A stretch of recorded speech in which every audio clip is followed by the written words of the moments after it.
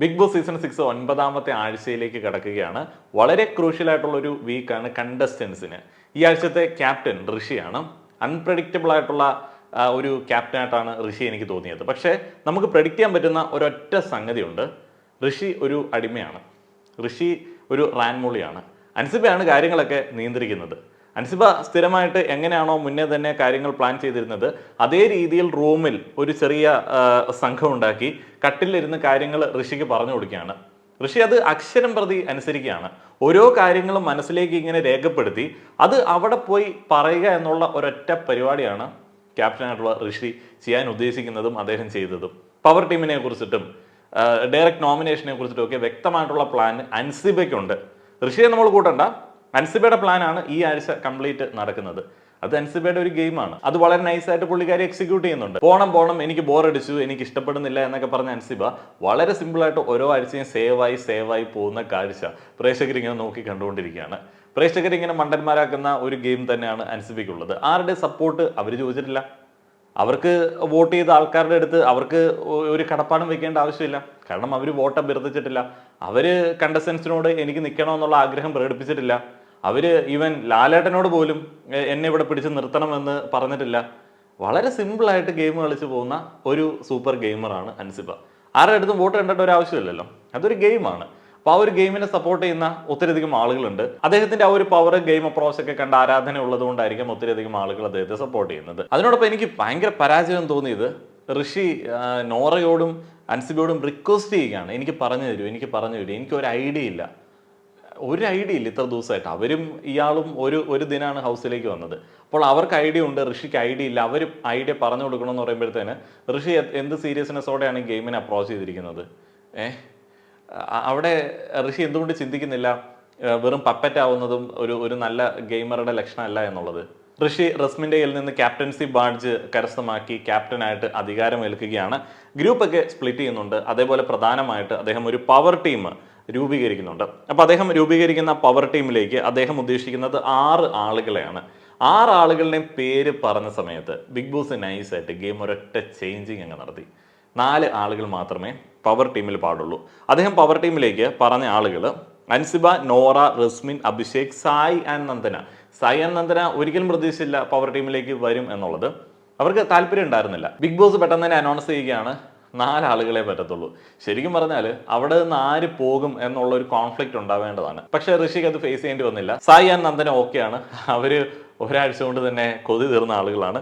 അവര് സ്വമേധയാ പുറത്തേക്ക് പോവുകയാണ്. അൻസിബ, നോറ, റസ്മിൻ, അഭിഷേക് ഇവരുടെ കാര്യം പറയുകയാണെന്നുണ്ടെങ്കിൽ അൻസിബ വ്യക്തമായിട്ടുള്ള പ്ലാനുള്ള വ്യക്തിയാണ്. നോറയ്ക്ക് ജിൻഡോയ്ക്ക് ഉള്ളതുപോലുള്ള ഒരു പ്ലാനുണ്ട്. റസ്മിൻ ഗെയിം മാറ്റിയ ഒരു വ്യക്തിയാണ്.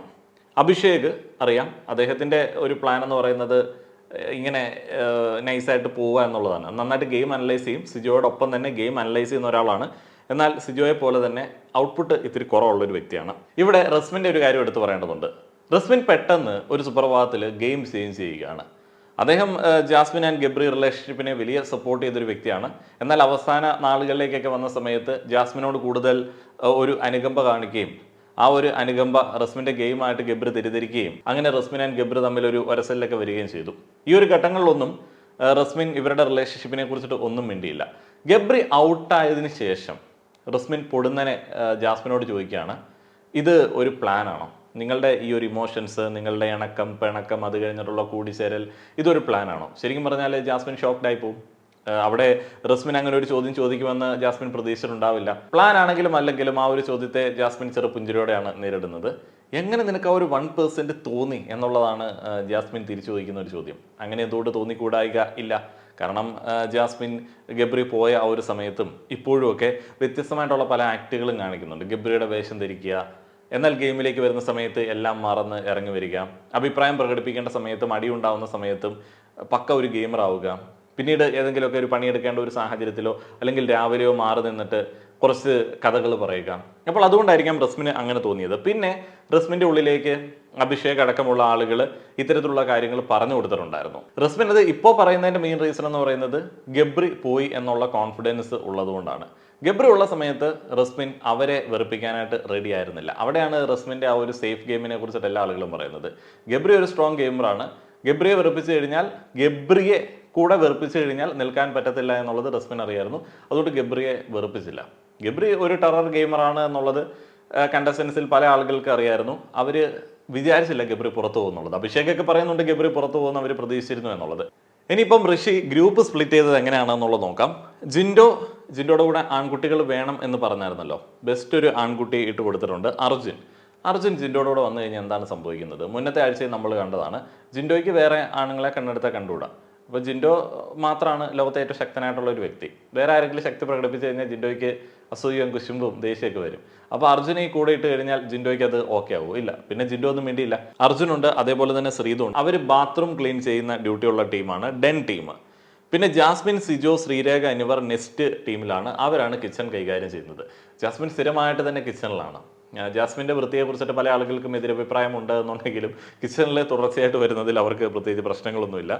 നന്ദന, അപ്സര, ശരണ്യ, സായി എന്നിവർ ടണൽ ടീമിലാണ്. അവർ ഫ്ലോറാണ് ക്ലീൻ ചെയ്യുന്നത്. സിജോയെ എന്തുകൊണ്ട് പവർ ടീമിലേക്ക് എടുത്തില്ല എന്നുള്ളതിന് ഒരു എക്സ്പ്ലനേഷൻ, ഒരു സ്റ്റഡി ക്ലാസ് നന്ദനയ്ക്ക് സിജോ കൊടുക്കുന്നുണ്ട്. അപ്പോൾ സിജോ പറയുന്നത്, എന്നെ പുറത്തിട്ട് കഴിഞ്ഞാൽ രണ്ടുണ്ട് കാര്യങ്ങൾ.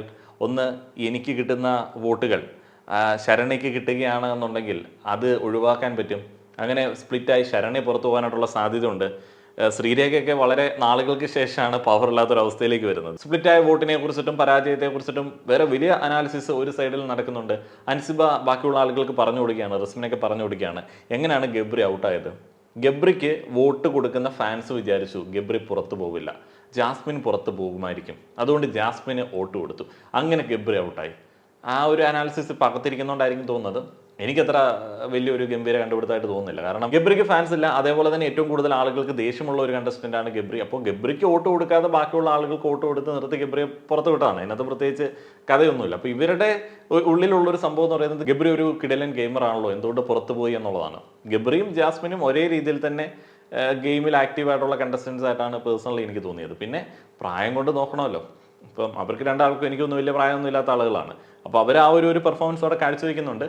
ബാക്കിയുള്ള ആളുകളുമായിട്ട് ഫൈറ്റ് ചെയ്ത് നിൽക്കുന്നുണ്ട്. ഈ ജിൻഡോ ആൻഡ് ജാസ്മിൻ ഇന്ന് ഇതിനെക്കുറിച്ച് സംസാരിക്കുന്നുണ്ട്. അതിനെക്കുറിച്ചിട്ട് ഞാൻ വേറൊരു വീഡിയോയിൽ പറയാം. കാരണം അത് ഒന്നുകൂടി ഒന്ന് കാണേണ്ടതുണ്ട്. നന്ദി.